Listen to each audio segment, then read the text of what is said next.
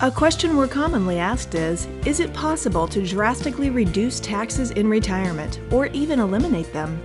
It is possible, but you must start planning before you retire. Many people don't realize that traditional IRAs and 401ks are fully taxed upon withdrawal. So the key is to diversify your retirement income. You can do that by saving and investing in tax-advantaged and non-taxable accounts, such as a Roth IRA, while you're still working.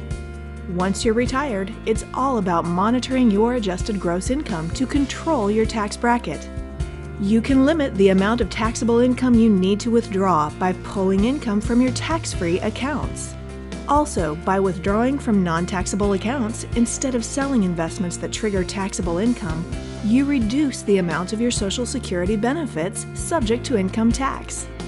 To find out how you can reduce your taxes in your retirement years, call us or visit our website today.